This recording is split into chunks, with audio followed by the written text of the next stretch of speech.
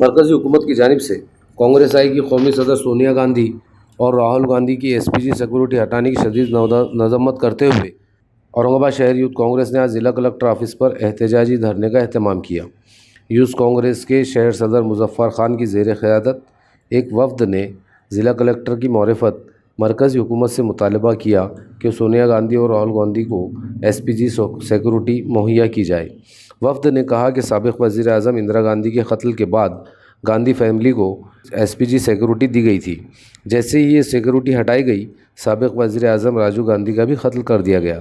اس لیے مرکزی حکومت گاندھی فیملی کو ایس پی جی سیکورٹی بحال کرے۔ اس دھرنے میں یوتھ کانگریس کے ضلع صدر پنکج ٹھومرے، عامر عبدالسلیم اور سمبھاجی کاٹے وغیرہ موجود تھے۔